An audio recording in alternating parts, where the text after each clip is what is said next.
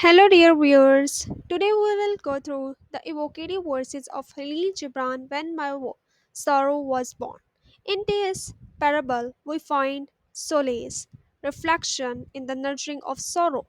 The poet or Kahlil Gibran poetically narrates the relationship between self, sorrow, painting a portrait of care, love, and kingship within the world what he talks about.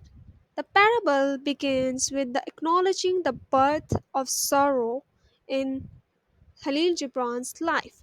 This can be seen as a reflection of inevitability of suffering as a fundamental aspect of human condition. Sorrow is not portrayed as an anomaly but as a natural part of existence. He Khalil Gibran then talks about or describe a profound relationship or at most symbiotic relationship with sorrow. He said that sorrow and he tends to it with care and love, suggesting that sorrow, although painful, can have a significant role in shaping one's character and perspective. He wrote that, and we love one another, my sorrow and I, and we love the world about us. For sorrow had a kindly heart, and mine was kindly with sorrow, and we love one another, my sorrow and I, and we love the world about us. For sorrow had a kindly heart, and mine was kindly with sorrow. It describe the relationships and it symbolizes the way people often form a deep connection with their suffering and learn from it. Sorrow is depicted as growing and evolving, becoming strong and beautiful, and offering wondrous delight. This means that the idea that or the suffering, when embraced and understood, can lead to personal growth, wisdom, and deeper appreciation of life's complexities. Then the parable portrays or signifies the sense of unity between the speaker and his sorrow. He says that they love one another and together they also love the world around them. This means that the suffering can foster empathy and a sense of shared humanity as it allows individuals to connect with others who have experienced similar pain. Then Khalil Gibran suggests that or describes that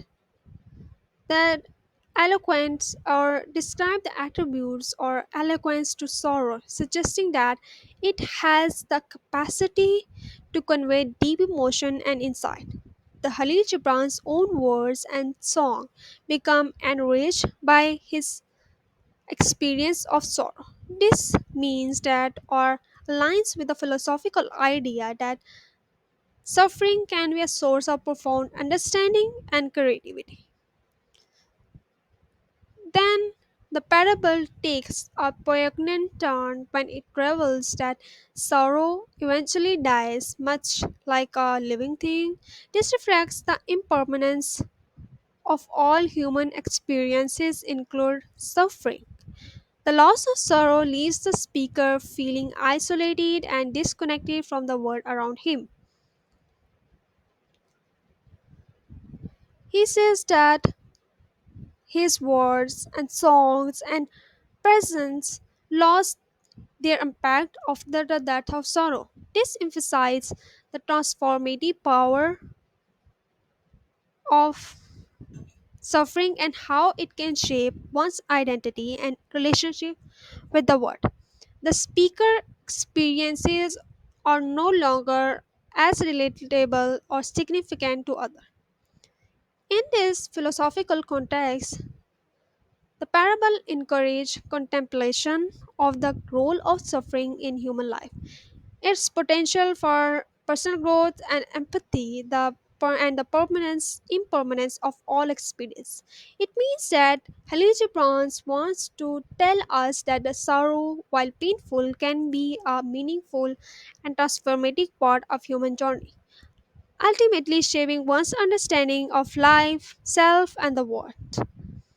So,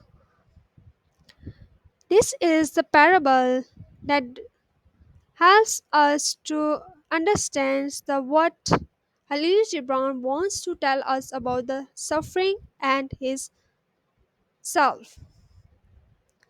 So, thanks for joining me on this contemplative journey. If you find solace and meaning in this exploration, don't forget to like, share, and subscribe for more soul stirring content. Until next time, make your soul sorrows and joy alike find their place in the symphony of life.